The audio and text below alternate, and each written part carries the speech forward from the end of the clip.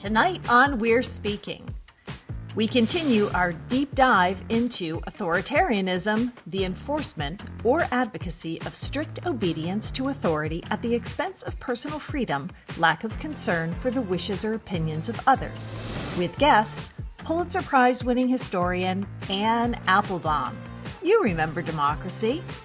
Supreme power vested in the people and exercised directly by them or by their agents. There's a global pandemic, and we're not just talking about coronavirus. Authoritarianism is infecting the globe, and it's quickly spreading across the United States.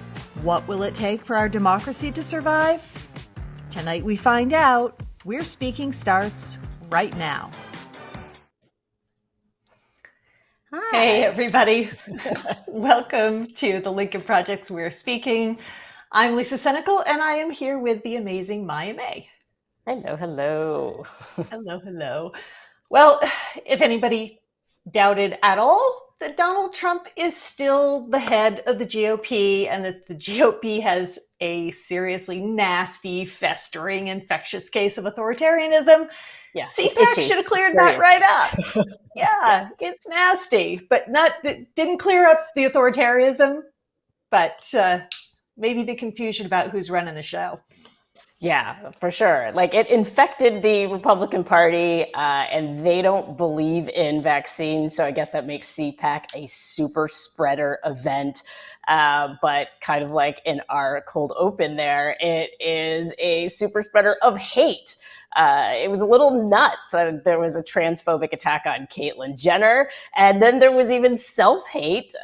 Ben Carson says welfare hurt Black communities more than slavery. Yeah, that's pretty amazing. Even for Tucker Carlson. COVID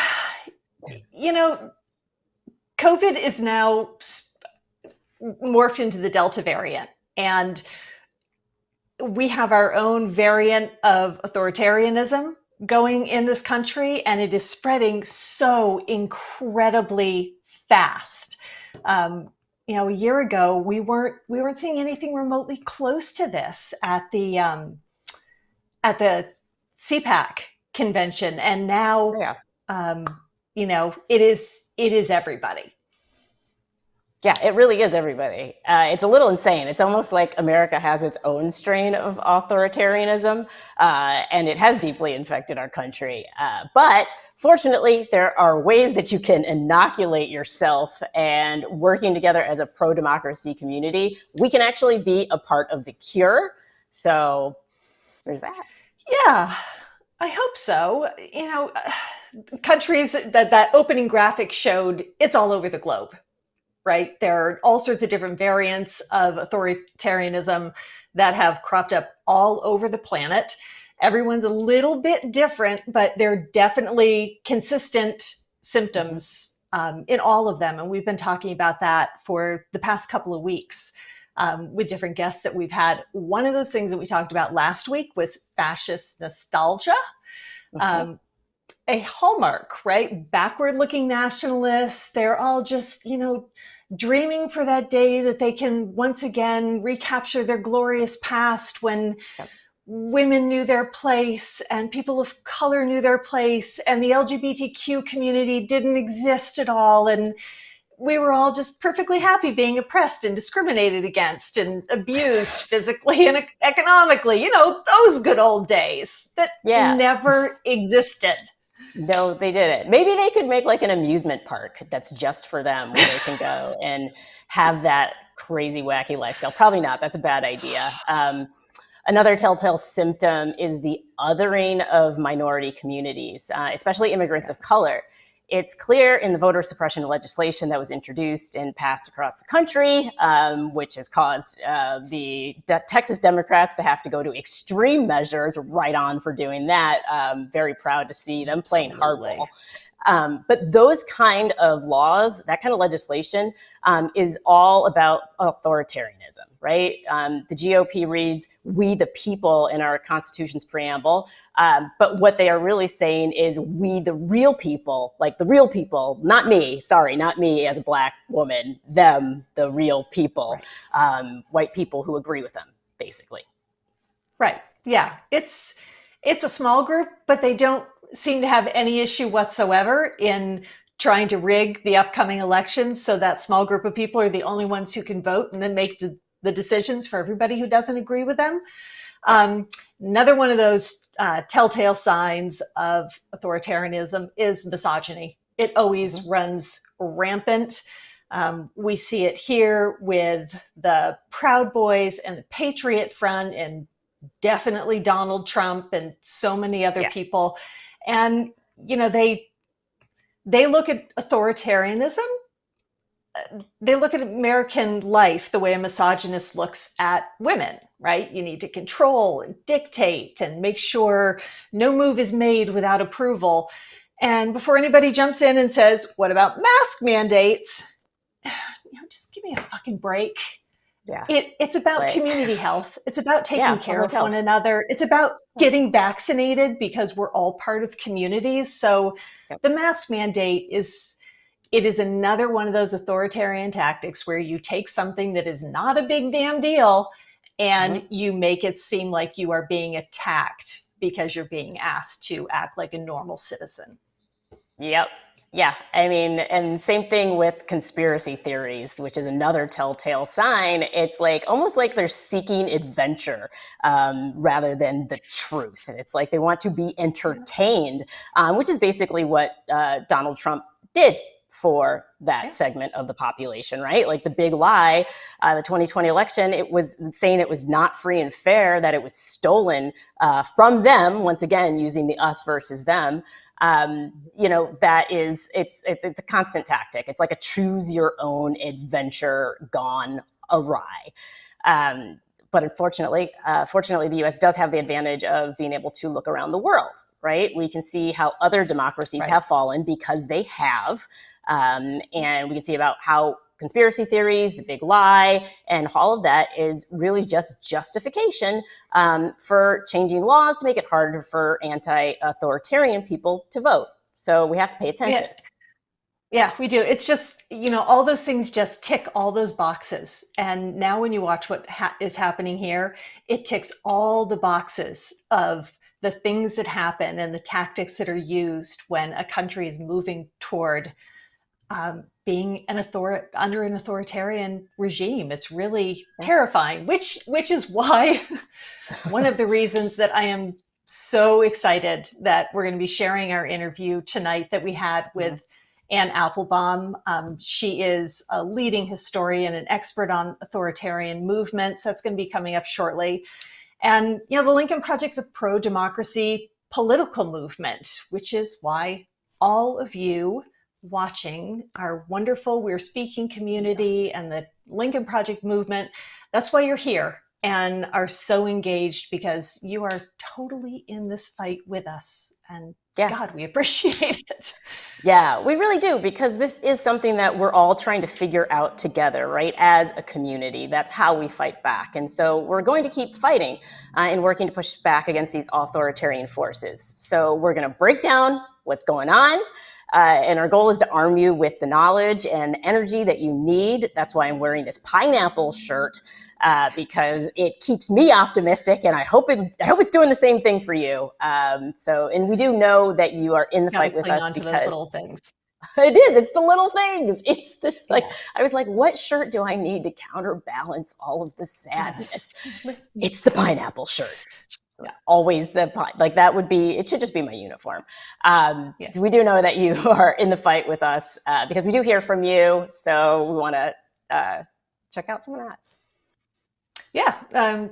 Republicans are addicted to power. We see examples of that over and over again. And when it comes to attacking American institutions, which is another hallmark of authoritarian movements, they just don't quit. So it's like ding, ding, ding, another one. Great. Lucky winner. So we asked you to tell us who are the worst enablers of the autocratic movement. And you had some things to say. Yep. We had Sherry Stackhouse on Facebook say Rupert Murdoch and his Fox News for being a platform for Trump and the GOP to spread divisiveness and lies that undermine faith in the political process in America. Yeah.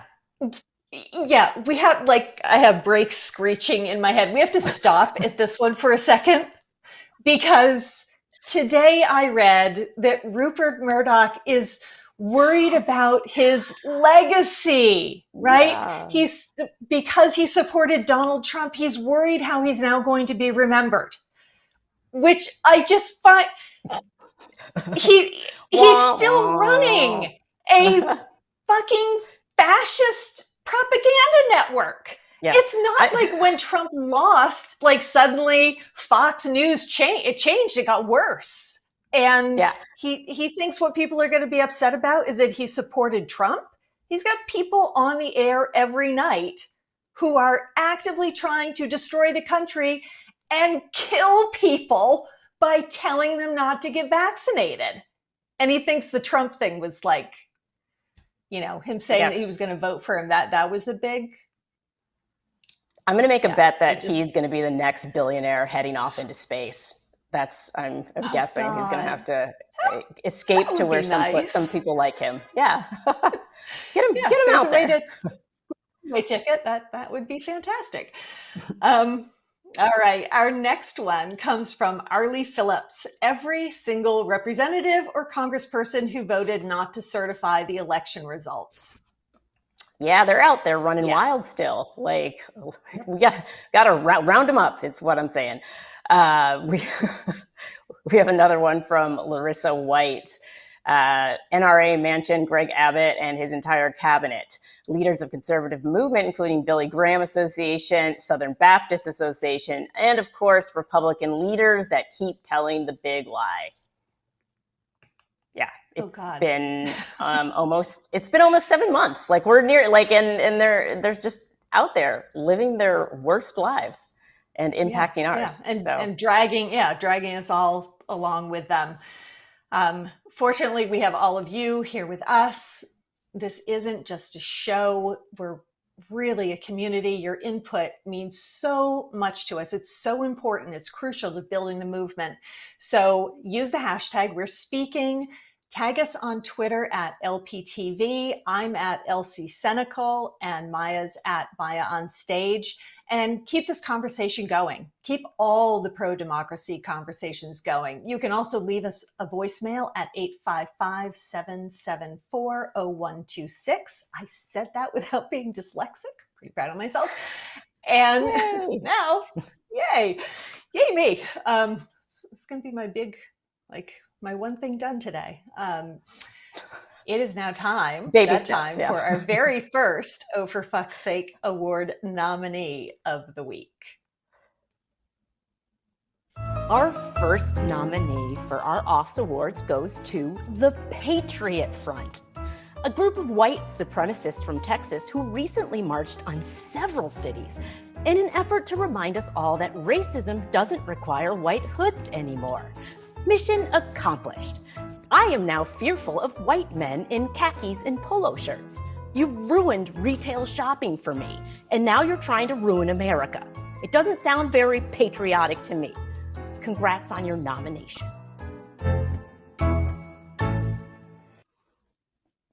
It's true. I fear khakis. I see khakis now and I run. I'm like, no!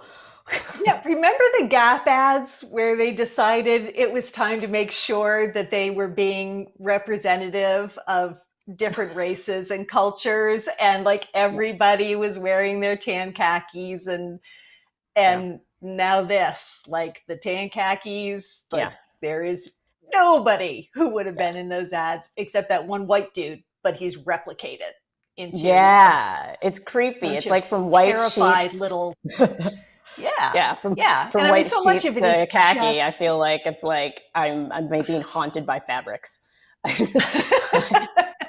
All of the fabrics bad. Same hate, different fabric. Yep. Yeah, you got to toss bleach on it and throw it through the heavy duty, extra dirty cycle. Tonight, we are going to be talking about that spreading infection of authoritarianism in our country. We are trying to help everybody learn ourselves. How do we spot it? And then once we spotted it, how do we treat it? Yep. I love our metaphors tonight. We've got fabric metaphors and we've got spreading metaphors. We're crushing the metaphors tonight. We'll have our interview with award-winning historian and journalist Anne Applebaum coming up right after this short break.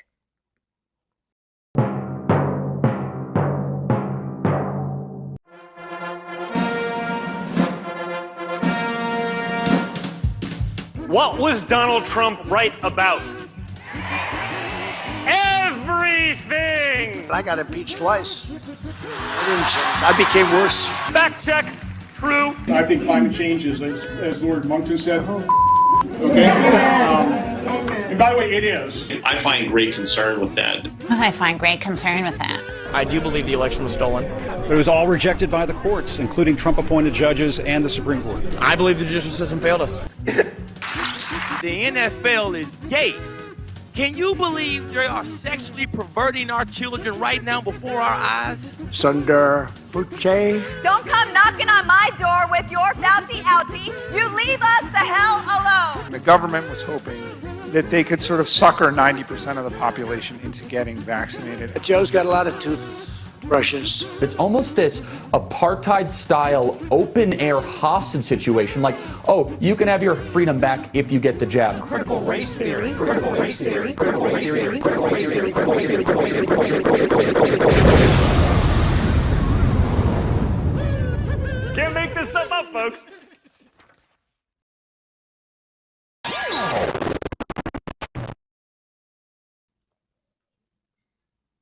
Welcome back. Tonight we are speaking about how authoritarian movements begin and viruses and pineapples and all sorts of other random things, but we're going to try to stay a little bit focused and talk about the strategies and tactics that the proponents of authoritarian movements use and what we need to know to recognize what's happening here in the United States and then effectively fight back to defend our democracy.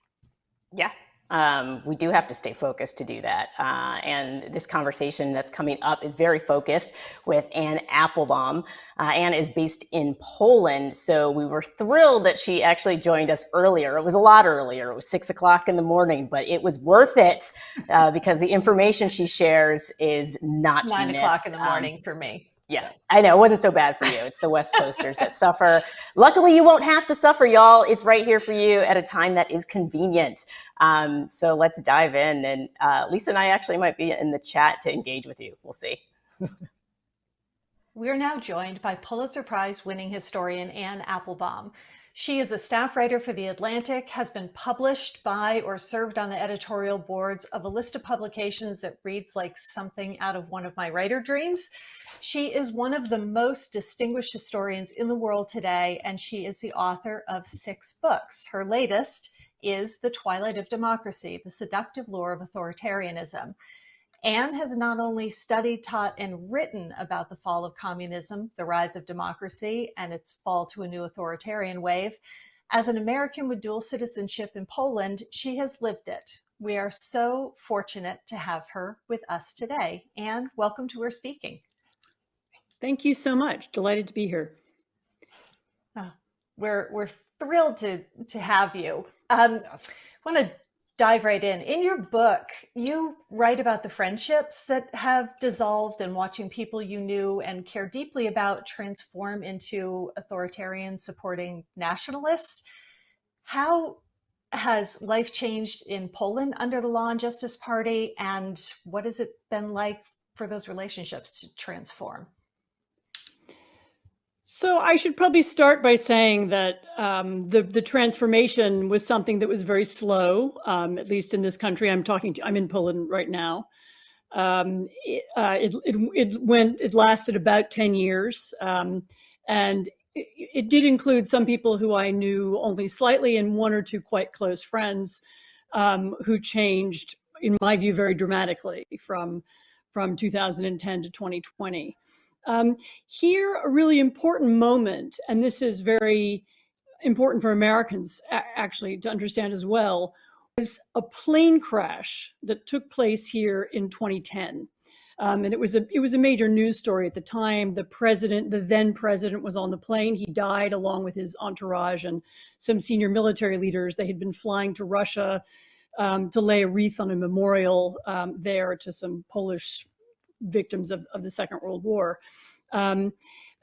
And what was important about that moment was the crash. Initially, it was so awful. It was a real national tragedy. Initially brought everybody together. And then one of the political parties in the country, and that was the political party to which the president belonged, began to see the opportunity to turn the crash into a conspiracy theory. The crash was plotted by people in Poland or maybe people in Russia. It was laid at the feet of the then ruling party. Poland has a president and a prime minister, and at that time, the prime minister was a center-right leader called Donald Tusk. The president was a leader of a more nationalist right party, and the conspiracy theory grew and came to encompass. There were all kinds of versions of it with all different people in it. A little bit innocent of the way the big lie now works in the United States. So the lie that Donald Trump actually won the 2020. There were different people propagating the theory. There were different people. And slowly, quite a lot of people that I knew came to believe in it, or at least to begin to doubt whether the government, the state institutions, the police, the courts were all really on board. Because if you think about what does it mean to say that an election was stolen, or what does it mean to say that somebody murdered the president? I mean, that means really that the whole establishment, the courts, the electoral system, the police, the government are all in on some kind of big conspiracy. And once you believe that, then your doubt and your doubt in your own political system begins to grow. Your faith in your democracy begins to diminish. Something like that happened here over 5 or 6 years. And it first of all helped the Law and Justice Party, which is this now far right nationalist party, win the election. And it also gave their followers the conviction that they had the right to smash up the state. And that meant they had the right to capture and politicize the judicial system, to capture and politicize public media, which is important here. It's obviously something that's less important in the US, but it matters in a lot of European countries. And slowly to encroach on and take over other media as well. It meant that they believed they had the right to smash up the civil service, to replace people with expertise with, literally party members or their cousins, and to undermine whole systems of accountability that had been created, to protect against corruption and abuse of power, over the previous 25 years. And although we still have elements of democracy in Poland,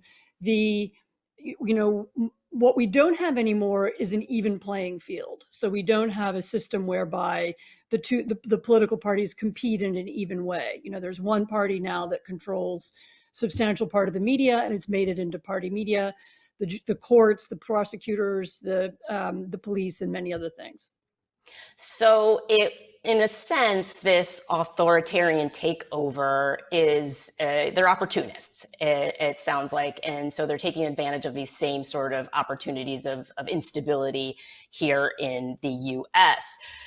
But when I think about like the fall of democracy, I often imagine like tanks in the streets, like just craziness, which we've actually had some of. But what is this scenario, do you think, too difficult for most Americans to imagine, to be able to sound the alarm? Part of the problem actually is that image you have in your head of, tanks and, some lieutenant colonel, rushing into the presidential palace, with a pistol. That's actually not how most democracies now fall.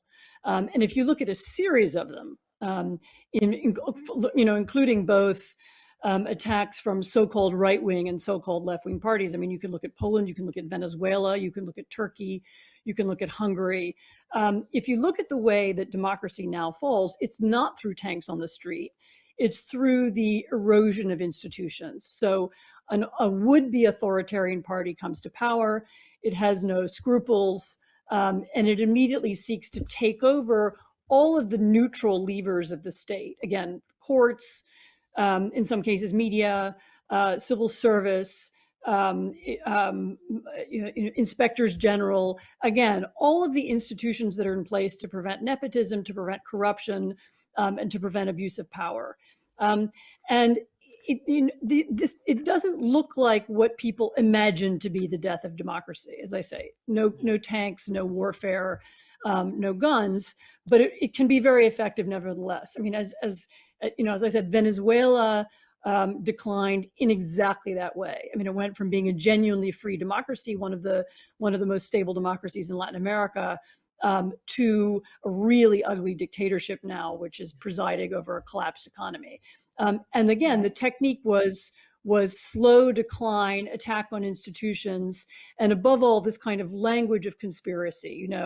We are the real people. I represent the true state, and we are fighting against foreigners and elites and outsiders who aren't real and genuine. And that kind of language is almost always a kind of red flag. When you have a political party in a democracy that says only we deserve to rule, only we are the true people, only we represent really the country, that's a warning sign. So you write in your book that authoritarianism appeals to those who want simplicity, simple answers to really complicated issues. And even though the United States has never been an autocracy, there maybe is about a third of the population that has an authoritarian predisposition. So can you talk to us about what that is and why it's so easy to tap into that, as we've seen? So I write in my book about the theory, the research carried out by a social scientist called Karen Stenner, who actually reckons that about a third of all people have what you could describe as an authoritarian predisposition. So it's not an authoritarian personality. It's not something you're stuck with, but about a third of people are, they dislike change. They dislike difference. They prefer they prefer to be in a place that's homogenous. They prefer unity. They don't like argument. They don't like dispute. And if you think about the world, I mean, and you think about even the people that you know that there are some people more like that and some people less like that. And politics, can be attuned particularly to those people. It can be designed to create fear and anxiety among people who dislike difference and change and complexity. And it can be designed to make them, fear and hate their neighbors. And then, of course, there are other people who are less bothered by these things. But at certain times and in certain places in history, you can see how this was done. And again, it's sometimes done through conspiracy theory. It's sometimes done through talking up the fear of immigrants or outsiders. Sometimes it's done through the fear of war, the fear of change. You can create a very high anxiety among some people. And that, in my view, has been successfully done in the United States. There's now a group of some Americans are so genuinely afraid for the future of their country and so convinced that it's headed towards some kind of catastrophe that they're willing to see it destroyed. And they're willing to, they're allowing an assault on democracy to take place because they've been, their level of anxiety is now so high. I see that a lot. And in reading your book, there are so many key phrases that I was learning, like restorative nostalgics, and that immediately brought to mind the MAGA movement. And, people who want to go back to that as opposed to creating a stronger and more diverse future. And is that something that is present that we see in many of these movements? Because it seems like it is. It's unbelievably common. And not only is it common now, it's been with us for hundreds of years. In my book, I use a few examples from the past. I mean, one of them is 19th century Germany, which was also a society where it had this real massive industrialization, huge transformation, big change. And you also had a kind of anxiety arising about what's being lost. And at that time, there were several very popular writers who imagined a more perfect past and, imagined the great leaders and artists whom we've lost, who we don't have anymore. And our present is now populated by these squabbling, low-level politicians. And this language from the 1880s can sound very similar to things that you can hear in the present. And again, that you hear not just in the United States, but in Poland and Hungary and Turkey, or in Venezuela. I mean, almost every one of these autocratic movements looks back towards something, towards some better time that they seek to emulate. And that it is very common. And it's a kind of, if you think about it, it's almost the opposite of what, for example, Marxism used to be. Marxism said, we're all waiting for this amazing future, and everything that happens in the present is unimportant compared to the future. And these backward-looking nationalist movements also say, nothing in the present is important. What matters is our glorious past. And in times of really big, which I think actually we are living through, I mean, we're living through both, demographic and economic and informational change. In those times, people feel a sense of loss. You can make, you can create a political movement out of that anxiety and that loss. And the fact that it's happening in so many countries right now at the same time and in such similar ways does lead me to think that there's something similar going on across the world. And again, speed of change, and in particular, the speed of change in the nature of information and the way in which we process political information, which has been disrupted and changed and transformed really.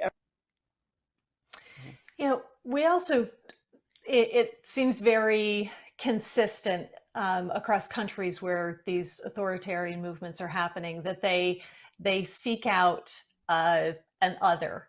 They find ways of othering a group of people. And immigrants, and Muslim immigrants in particular, seem to be a favorite target of authoritarians. Do you see that link between what has happened in other places and what Donald Trump has, the villainization of immigrants in the US? Yeah, absolutely. I mean, again, this division between we, the real people, and them, the foreigners, elites, traitors on the other side, can be translated. It sort of fits on very well to anxiety about immigration. I mean, one of the amazing things is the degree to which immigration and the threat of, in particular, Muslim immigration or immigration from the Arab world in Europe has been effective in countries that don't have any immigrants, or very few. So again, Poland is a country where there aren't any Muslim immigrants. I mean, there's 15 of them, and they, you can probably count them all. The same is true in Hungary. This has been used as a kind of threat. This is coming, and we need to protect ourselves. And this fear of the other, or people who are different. And of course, in the last several years, that mixed up in the fear of terrorism, which gave it a lot more potency. And that's what's so interesting, because when I was reading your book, and there was a part about how most democracies, they eventually fail, and it made me think like, oh, even the homogenous ones have failed. And so I got to the point where I was like, is it us? Is it humans? We're blaming the whether it's democracy or autocracy, but on some level, it feels like it might be us. And so my question to you, I'm hoping you can save us, is what does a diverse democracy look like? Is it possible? So first of all, it's really important to remember that the founders of American democracy thought a lot about human frailty, and they thought a lot about how the system might fail. So the idea that, democracy can fail is not new. It was very prevalent in the 18th century.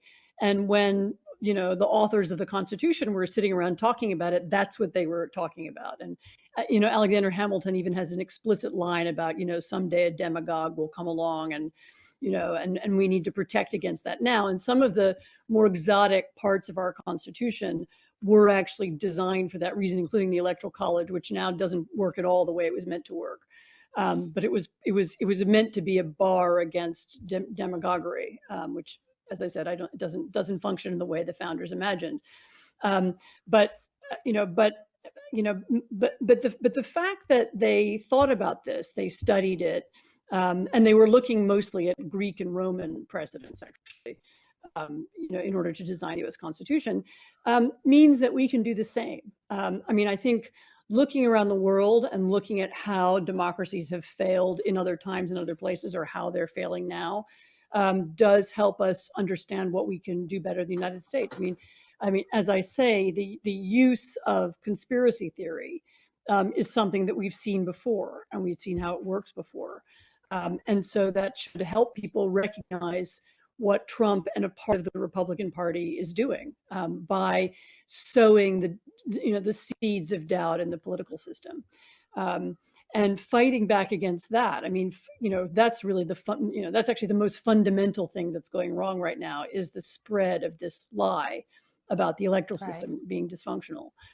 Fighting back against that is something that I think Americans can do at every level. It's something that can be done at national politics, but it certainly can be done at the level of state politics as well. And fighting against political candidates who advocate the big lie, fighting against newspapers and news organizations that spout it or propagate it.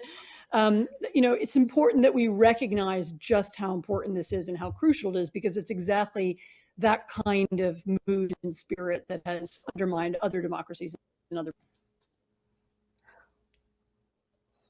That was excellent, because that was really what we were just talking about in the chat. We hopped into the YouTube chat, and the main question was, how do we fight back about these, against these conspiracy theories? And a resounding answer from most, I think, was education, learning to think critically. Yeah, and everything she said, that interview was so dense. You and I did the interview, and still, while I'm watching it, I'm taking notes because there is so much information that she is conveying so succinctly, but it's all really important, because these things are all recognizable. They're all, she said this, this isn't anything original. This is a recycled strategy and series of tactics that get used over and over again. And if we really educate ourselves, we can spot this stuff happening, and we'll have the language to be able to talk to other people about what's happening. And exactly, that really matters. It can change. Yeah, conversation is going to be what saves us ultimately. And so in order to have informed conversations, we have to find out about these terms. And thank goodness she made it very easy for us. And so we have been putting together our democracy glossary, and the, fascist nostalgia, which to me is one of the ones that really stuck out to me, because it's very much the Make America Great Again. And we know that means it's an America where I'm not welcome. So that's one that it's important to know that that's what they're talking about when they talk about Make America Great Again. It doesn't have anything to do with the great part per se. It's about the looking back into the past that they're going for. So, yeah, and amazingly, the nostalgia also, this brings us back to, we were talking about the coronavirus and their anti-vaccination campaign that they're on. That's the same time period they want to go back to, before we had vaccines that were able to cure childhood diseases and prevent people from having lifelong disabilities because of the illnesses that they had. And now they're, my God, Tennessee this week, Tennessee has decided they're no longer encouraging not just the COVID vaccinations, all vaccines, they are vaccines not in general. They're not going to encourage any children to get vaccinated for anything anymore. It doesn't make any sense. Like, and it's like if you go going to politicize a vaccine, like I'm just picturing like when they came out with the chickenpox vaccine, like they were going to be like, oh, like it's a hoax, and then everybody would just have to run around with chickenpox. It's like we've got to stop politicizing things that are meant for the public good of the country. Like, I mean, it's insane to me. So, we in a minute we're. Sorry. The piece I can't understand is that the people who are listening and not getting vaccinated, they're their people. The people who are now dying by choice are people who they want voting next November, and they're killing them off. I just from a political strategy, I don't know what the hell they're doing. Like, why would you be trying to reduce the number of available voters that you have, and in the most cruel way imaginable? But well, they're prioritizing their big lie, and that's a big part of their big lie. So they think that's the way to stay in power, but it won't work because we are learning these tactics and we are going to fight back against them. In a minute, we are going to be back with our second half of our interview with Ann Applebaum. But first, our next OFFS nominee. For our next nominee for this week's OFFS Award comes from Mueller, she wrote on Twitter, a veteran who asked if we could shine a spotlight on USAA. So why the hell would a vet want to nominate an organization that supports vets? Because USAA continues to spend its advertising dollars they receive from veterans, to advertise on Fox News, even after Tucker Carlson said this of the head of the Joint Chiefs: he's not just a pig, he's stupid. Now that performance was completely in character for Carlson, but USAA continuing to fund that dangerous bullshit, that's not a role we expected you to play.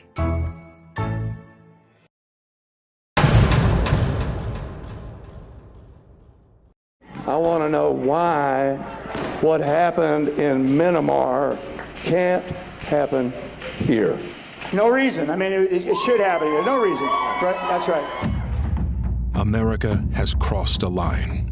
The Republican Party believes in ending the American experiment, led by a man obsessed with power and money, who will say and do anything to seize control again. This election was rigged. To punish those who oppose him.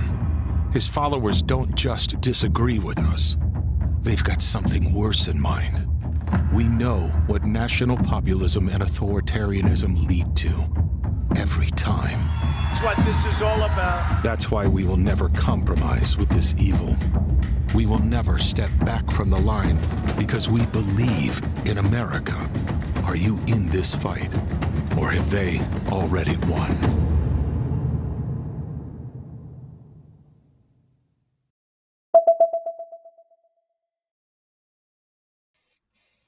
Welcome back, everyone. We are back with the second half of our interview with author, historian, and authoritarianism expert Anne Applebaum that we taped with her from her home in Poland. Yeah, we asked Anne if Americans need an external foe of the scale of like the former Soviet Union to really keep the United States united and prevent the ever increasing polarization that we have in this country, and us fighting amongst ourselves. So we will rejoin Anne. So I'm not sure that we need a common enemy, but it is possible that we need a common national. And I think we all probably underestimated the degree to which putting democracy at the center of our foreign policy and the center of our national identity helped build support for democracy in our own country. I mean, so we thought we were doing this for Europe or for Western Europe or for other countries. In fact, having a foreign policy that promoted democracy, which we had from the 1940s onward, also helped consolidate Americans around a set of common values. And it is possible that bringing that back, or again putting that in more deeply, again, at the center of who we are and what we do around the world, could also help us consolidate at home. Yeah, I think part of what you were mentioning earlier about the Fox News, I should say, all these different type of organizations using conspiracy to undermine democracy.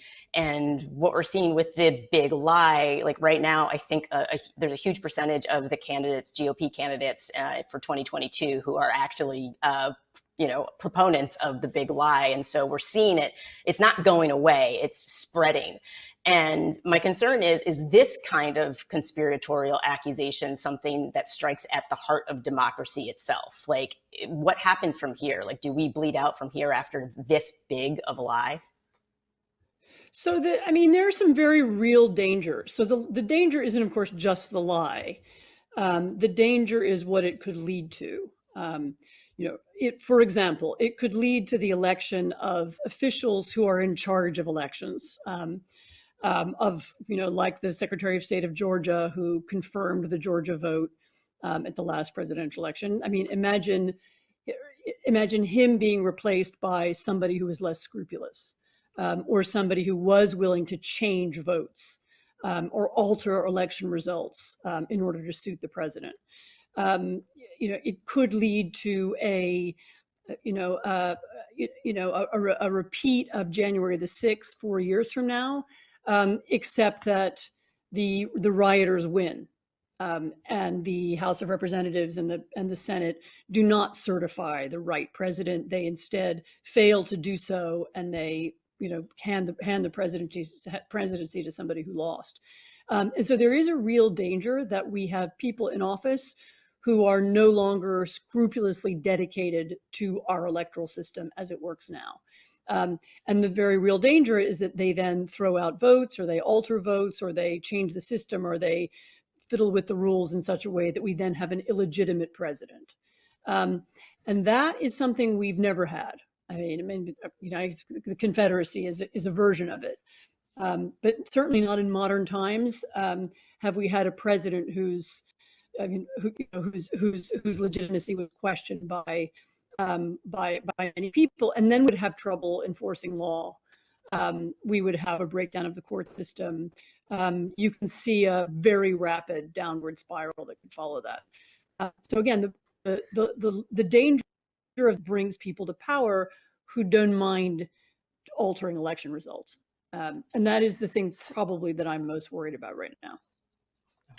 Yeah, I think it's what keeps all of us up at night at this point. And I'm not sure that most Americans realize how far along toward that second insurrection being successful we are, and what it could mean if a lot of these people are elected, even in the midterms. Do you think America's confidence that will always be a democracy has been shaken enough that people are snapping out of their complacency? Or what does have to happen to convince people that, yes, America's special, but in this case, we're not special, that it couldn't happen here? So as you know, the difficulty is that awareness of this problem splits along partisan lines. And I don't know the polling off the top of my head, but I have seen polls that show whatever it is, 95% of Democrats do worry about the future of democracy and are very concerned about it. And then, Republicans either aren't concerned or have the opposite view, namely they believe that the electoral system is dysfunctional, and they are already, organizing themselves to push back against it. So those are the, and so the question isn't so much how do we reach all Americans? The question is how to reach people inside the Republican bubble. And I should really be asking you. I mean, you're the Lincoln Project. This is what you were set up to do. So the question is the best way to reach those people. I mean, I've actually written about this a little bit myself, and I don't have kind of a single answer. I mean, there's a set of answers, and one of them is to do what you've done, which is to try to reach Republicans who still believe in democracy, and Republicans who still who are willing to not for Trump and Trumpists to try to use trusted spokesmen. Those can be either politicians, maybe somebody like Liz Cheney in Wyoming. I don't know yet. Maybe religious leaders, maybe business leaders, maybe sports figures. I mean, other people who have sway inside that community, to try to use them or work with them in order to convince people to wake up before it's late. But it is a really difficult problem. And again, it's one you can see in other countries. I mean, again, here's a weird example for you. Poland is an almost totally homogenous country. I mean, there are, practically no immigrants or religious differences or linguistic differences, at all. And yet it's very bitterly divided. And the partisan divide is, again, such that people in one bubble don't hear people in the other bubble. And it can be very hard to reach people who have gone down the nationalist rabbit hole. So I do know how hard it is. And of course, in the United States, where we have this enormous amount of diversity and distrust between city and country, between different races, between generations, you can see how it's that much harder.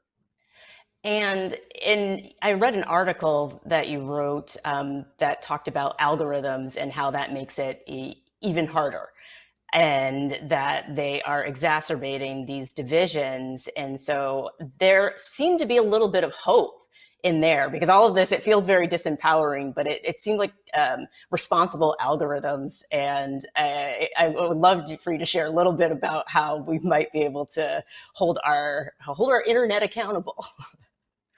Sure. So I did get tired of doom and gloom, and I did write a very long, difficult article about how we could reform the internet and or regulate the internet. And by regulation, I do not mean that there's a big Orwellian ministry of truth that decides what gets published and what doesn't get published. But instead, we began to regulate, or at least experiment with, the algorithms that determine what spreads fastest on social media. Because right now, the way they're set up, in the interests of the big social media platforms, their interest is in keeping us all online as much as possible, and staying on Facebook as much as possible. They're not interested in democracy or in creating more positive or more useful kinds of debate. And so their way of keeping us, addicted to our phones is to serve us up constantly with, anger, anxiety, fear, sensation. And you can see it, the things that travel the fast on the internet, and especially on Facebook. The things that travel the fast are often conspiracy theories, or, hysterical posts, or, outbursts of anger. What if those things didn't travel the fastest? What if people were much more likely to see balanced arguments, civilized debate? And by the way, there are ways of measuring these things. I mean, the algorithms can distinguish between better and worse conversation, weird that sounds. And they could be promoting more civilized debate. So what if we thought a lot harder about how that worked and intervened in order to make that work better? And the other option that's available to us is the creation of some kind of public interest social media, which is, again, set up to create consensus. Or, I mean, this has, by the way, also been done and experimented with in other countries. What if we had an online debate in a given city or town about some contentious local issue? And what if people could all contribute, but to a computer program or something that looks a little bit like Twitter, but in fact creates consensus and lets people see the map of different views, who has which views, how those views cross over with one another. What if we could do that with the internet instead of just using it to divide everybody and, make everyone shout at each other? And this is all technologically possible, and it's within reach. What we just need now is some political leaders with the imagination to help this happen, and maybe some tech leaders as well, or business leaders, who can begin to put this into practice and make it real. And I am convinced, by the way, that the internet is a big part of the story. I mean, although some of this is human nature, as we were saying before, there is a reason why this very similar political movements have taken hold in such very different countries. I mean, there is really no reason unearth why the United States and Poland should have anything in common. I mean, there's nothing in common historically, any linguistically, culturally, anything. And yet you have to believe me that the nature of the Polish national right and the nature of the sort of Trumpist MAGA right is bizarrely similar. And I'm convinced it's because they've both been shaped by the internet in the same pernicious ways. Well, I love thinking that maybe rather than the pernicious ways of the internet, it might actually be able to be used for good and be a possible way, one of the paths out of this. So it's wonderful to be able to end there with a little bit of hope, which we all have to hang on to so we can stay motivated. So Ann Applebaum, thank you so much for joining us here today. We really appreciate it. It's been wonderful to have you. Incredible. Delighted, and thanks for having me. That was, I wanted to give her a round of applause. Like, can you do that at the end of an interview? Just like, yay, save us with your knowledge. It was honestly, brilliant. It was one of the best 6 a.m. conversations I have ever had. And using technology for consensus, it sounds like a dream, like literally. And like when my coffee kicked in, I was like, wait, did that actually happen? Is that a thing? And I guess it is a thing. And I know people in the chat were talking about how absolutely terrible social media is. And part of that is the algorithms. And so technology, it was supposed to make our lives better. And so maybe it's time we start holding our technology accountable and get those algorithms and the people who make them on board so that we can actually use it for good. Yeah, what a concept. That would be nice. And there have to be ways to hold, some of the people who own and run these companies have got to hold their feet to the fire and get changes made, because the amount of damage that they're doing to the democracy by allowing this stuff to happen on their platforms is just staggering. And, they organized January 6th on Facebook. So something's got to change. Worst Evite ever. Yes. Don't say yes. It was really fun being in the chat with all of you and seeing how engaged you are and how eager for information. We're wired exactly the same way. And it's one of the things that makes me feel like there is a way out of this, because we can learn enough about it. So there are those terms that keep coming up. One of them is clerics that Anne talked about. And those are the folks who they're not the electeds. They're more like the people on Fox News or people in other positions of power who know better and are willing to go along to get along because they're getting enablers. Something out of it. Absolutely. Yep. And then the other term we wanted to make sure we mention is martyr.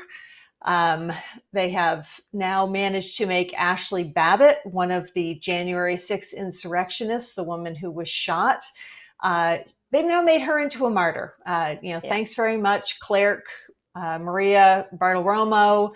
She, in her conversation with Trump, anointed Babbitt as a cleric. And now the right has done this insane thing, latest conspiracy theory that the police officer who shot Ashley Babbitt, who they're trying to figure out who this person is, of course, they've decided that this is a Black man, because who better to blame than a Black man, and who better to make people angry at for shooting a white woman. Just hits all those hot buttons. Who was trying to breach that's the thing. Like they act like she was just hanging out there and she got shot. It's like, that's not what we all watched. Bartiromo tried to say, she was just trying to go through a broken window. Well, she's trying to go through a broken window to get into where the members of Congress were sheltering in place. It's not just like she was in a burning building and she was trying to get out a broken window. She was going in. Yeah, she was shot during the middle of a criminal act is what happened. that's actually what we all watched. So we all know the truth there. So yeah, these are more entries for your democracy glossary, clerks, not to be confused with a 90s cult hit. I believe that was the 90s. And you can actually find our terms and share them. You can share them and help educate everyone. We post them on our IG, and I know we'll be posting them on our Twitter as well. And I hope you're following the Lincoln Project on Twitter and Instagram, and myself and Lisa as well. Yep. And on Facebook as well. We have nasty things to say about Facebook, but we love our Lincoln Project folks who are... Use it for good. Yes, use it for good. Be there because you have to try to balance out the bad stuff that's happening. The other really great place to get educated is by following The Breakdown on Tuesdays and Thursdays with Rick Wilson and Tara Setmayer. If you are not watching The Breakdown, you are missing out on some phenomenally fiery discussions. Yep. And, all the latest breaking political news. So let's take a look at a clip from last night. 99.5% of the deaths of COVID in the last month have been to unvaccinated individuals. And I want to point this out again. Every goddamn host on the Fox News network that is out there raising questions about vaccines is in fact vaccinated. Tucker, Sean, Laura, Janine, Rupert Murdoch got vaccinated in January about 30 seconds after it was available. Not one of these people is unvaccinated. They are lying to their audience, and their audience is buying it, and they're going to die because of it. Right on.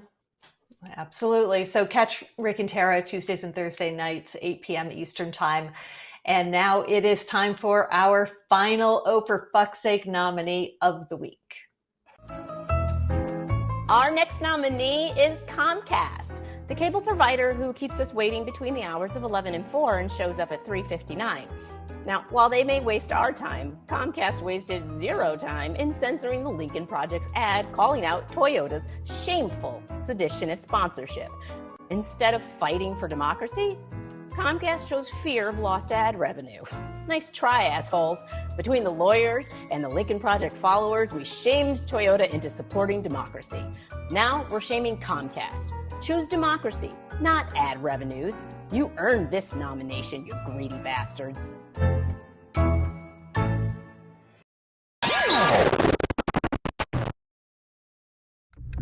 An immigrant came to our shores nearly 50 years ago and brought destruction with him. Destruction wrought by stoking fear of all outsiders, except for himself. His name is Rupert Murdoch, and he's the most dangerous man to ever cross our border.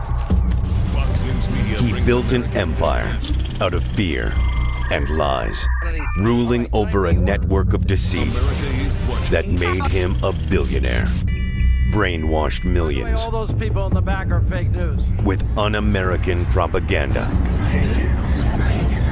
But now, the very source of Rupert Murdoch's power will become his downfall, because America is watching.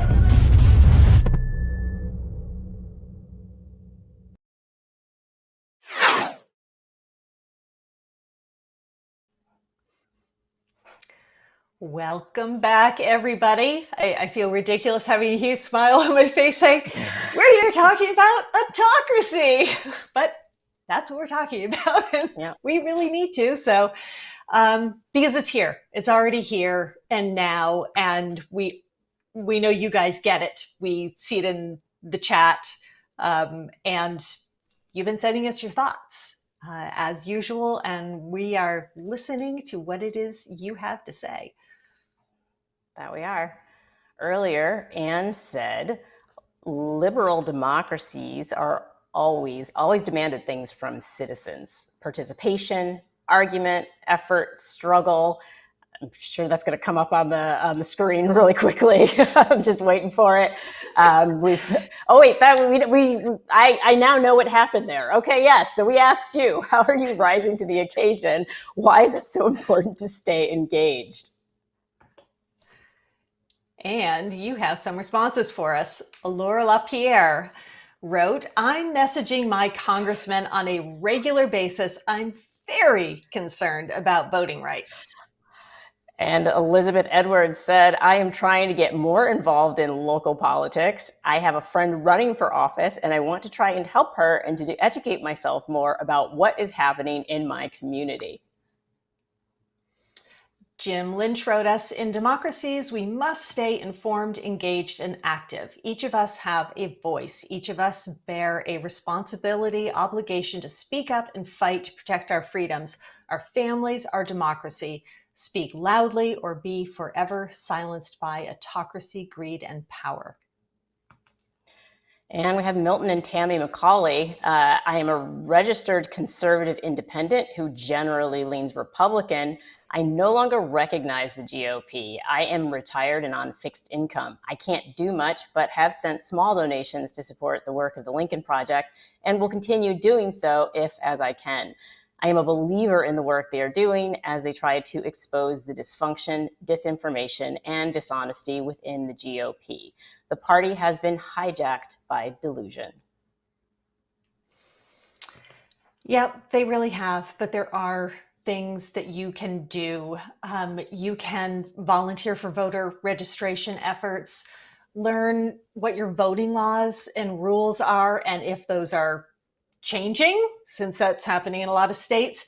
And you're learning so much here. Start educating others with what it is you're learning. And to the last, I want to go back to Milton Tammy McCauley. You mentioned that you've made small donations. Never think that those don't make a huge difference. It's all of us chipping in what we can. That we're going to make this come out okay together. Yeah, it is a group effort. So every voice matters, every dime matters. So please stay engaged and start educating, because if we don't educate ourselves, we're going to end up with these folks who are the winners of this week's Offs Award. So let's check that out. And the winner of our Offs Awards goes to the Patriot Front, a group of terrified, dysfunctional, misogynist, white supremacists, Islamophobes, and anti-Semites who are so proud they cover their faces to hide their identities. Their latest performance was roundly panned by critics, causing them to abandon their I shout to hide my inadequacies march and saddle up in their rider trucks and ride into the sunset. In all seriousness, if you want to see real bravery and patriotism in action, watch Ride to Protect the Vote, starring the Democratic members of the Texas legislature fighting the real Stop the Steal fight, the stealing of the ability of people of color to vote. And the Patriot Front, y'all can piss off. I like voting almost as much as I like that boa like on you. It's feathery. I'm still cleaning up feathers. Feathers everywhere. They're everywhere. They're going to be like needles from the Christmas tree. I'm going to be finding them like a year from now going, where the hell are these feathers coming from? You're like, oh, the Offs Awards. Also, I wanted to talk about the podcast. We haven't talked about the podcast in a while. The latest episode actually features an encore presentation of the 7 pillars of Trumpism, which is something that we all need a refresher on. So here is a clip from host Reed Galen. Take a listen.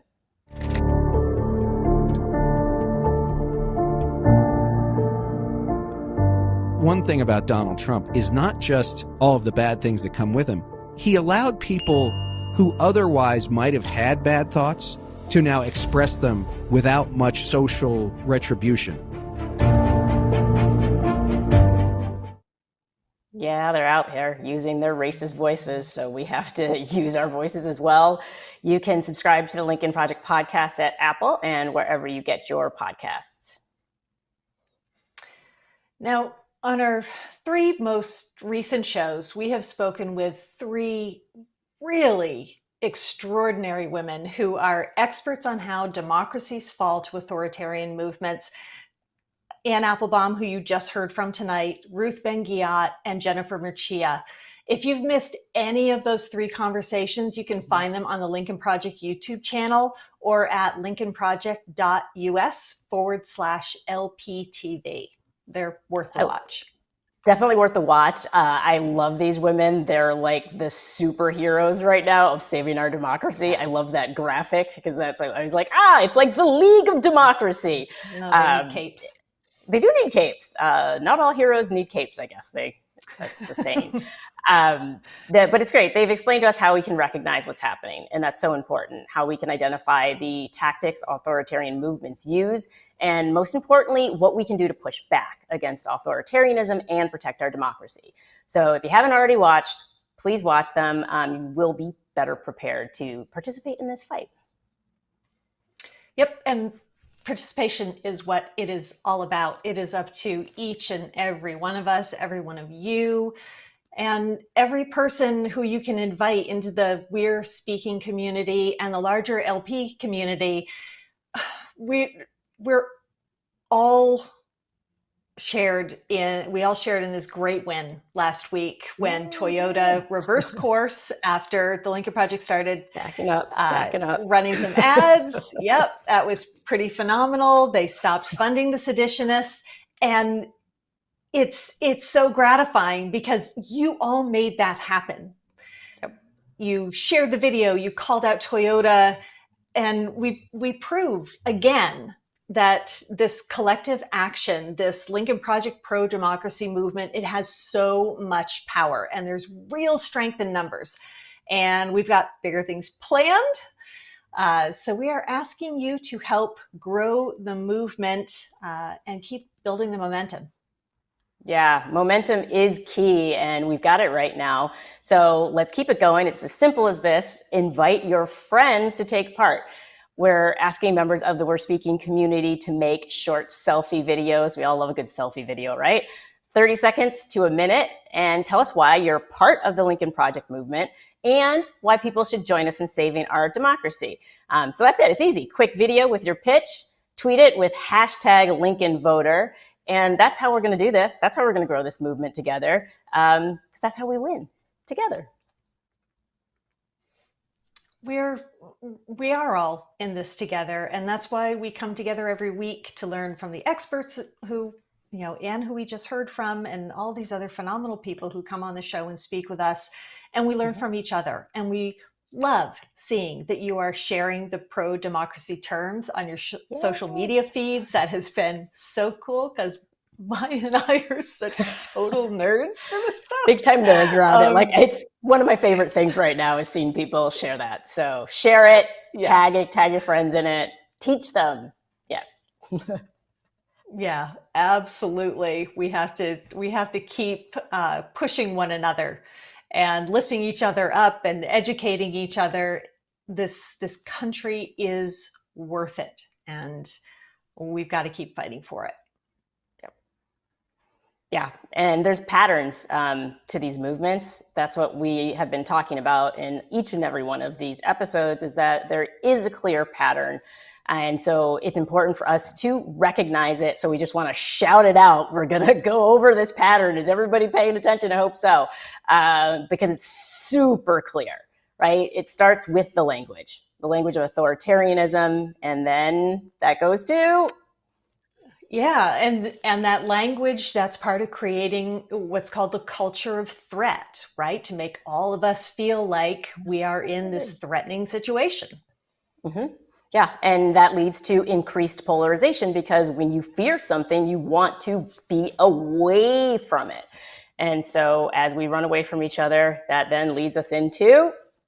Yeah, then we get into survivalism. We get into survivalist mode where we are so ready for the fight. That's that's how we're getting back into our I'm forgetting the term, our brain. Oh, it's that lizard brain. It's the lizard brain where it's like it wants to attack. Our lizard brain.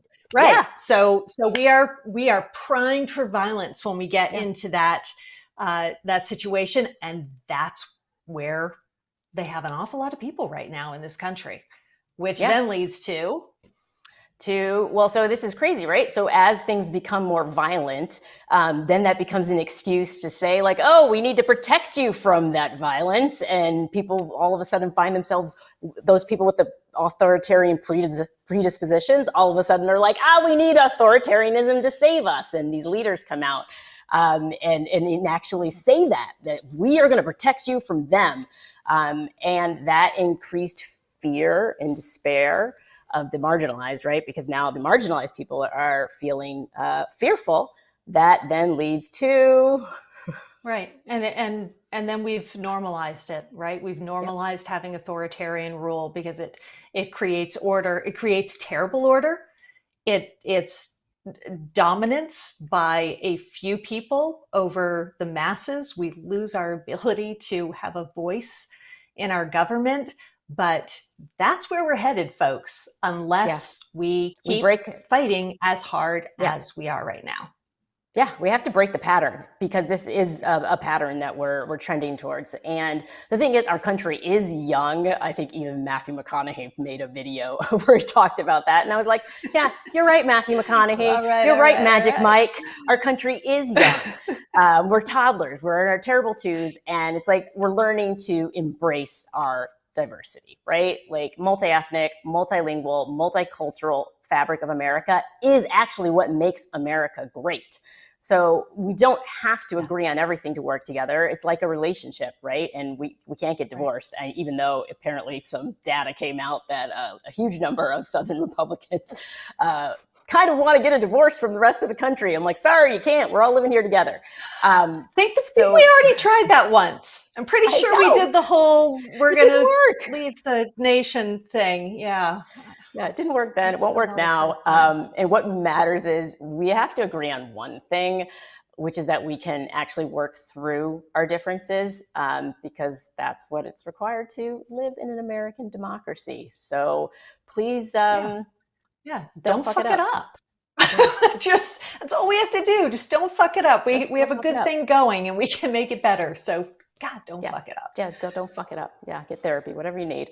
And speaking of, that's what America just needs to have therapy. Maybe we all just need to sit down on the couch. One big group therapy session. Yes. Speaking of fucking it up, social media, the main place right now where we are all fucking it up. So, so we are so excited. The next show, we're going to be talking about how Facebook fucked it up and enabled hate groups and disinformation before the 2020 election, and then ramped up even more, leading to the January 6th insurrection. And it's still happening today. That's not gone away. Yep.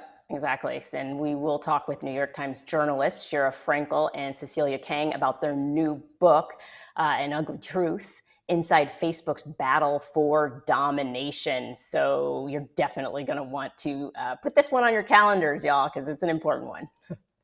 Yeah, put the book on your list. It can be book club next week. Read between now and then. We'll have book club next Wednesday night. Yes, book club, everybody. We have wine. We can have wine. Yeah, book club next week. I'm on it. Yeah. All right.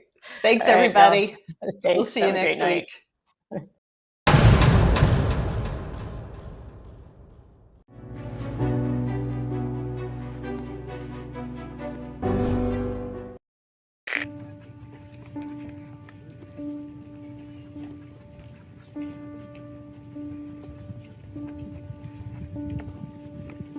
Are you concerned at all about what happened at the White House last night? I'm late for lunch. Didn't really see it. The arc of the moral universe is long, but it bends toward justice. The Lincoln Project is responsible for the content of this advertising.